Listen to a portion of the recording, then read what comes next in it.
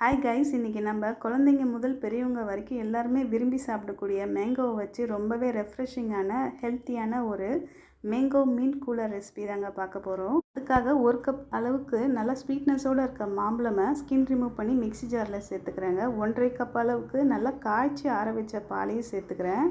இதோட ஒரு கைப்பிடி அளவுக்கு புதினா இலைகளையும் சேர்த்துட்டு ஒரு பெரிய ஸ்பூன் அளவுக்கு தேனும் சேர்த்துக்கிறேங்க. இதோட அரை டீஸ்பூன் அளவுக்கு ஏலக்காய் பவுடரும் சேர்த்துக்கிறேன். நல்லாவே ஒரு ஃப்ளேவர் கொடுக்குங்க.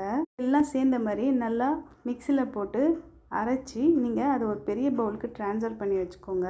கொஞ்சம் ஒன்றும் பாதியமாக இருக்க மாதிரி தான் இருக்கும், பட் சாப்பிடும்போது ரொம்ப டேஸ்டியாக இருக்கும். இது கூட ஆட் பண்ணுறதுக்காக நான் 2 ஸ்பூன் அளவுக்கு சப்ஜா சீடை 10 மினிட்ஸ்க்கு முன்னாடி ஊற வச்சுருந்தேன். எனக்கு அரை கப் அளவுக்கு வந்திருக்கு, அதையும் சேர்த்துக்கிறேங்க. இதோட அரை கப் அளவுக்கு நல்லா தோல் நீக்கிய மாம்பழத்தை க்யூபாக கட் பண்ணி சேர்த்துக்கிறேன். கூட நீங்கள் தேவையான அளவுக்கு ஐஸ் க்யூப்ஸ் சேர்த்து நீங்கள் நல்லா மிக்ஸ் பண்ணிவிட்டு சர்வ் பண்ணலாங்க. நம்மளோட ரொம்பவே டேஸ்டியான மேங்கோ மீன் கூலர் ரெடி ஆகிடுங்க. இதில் இந்த மேங்கோ மீன் ஃப்ளேவர்லாம் சேர்ந்து ரொம்பவே ரெஃப்ரெஷிங்காக இருக்கும். நீங்கள் ப்ரிப்பேர் பண்ணி வச்சு 2 மினிட்ஸ்லேயே இந்த பவுலே எம்டி ஆகிடும். கண்டிப்பாக ட்ரை பண்ணி பாருங்கள்.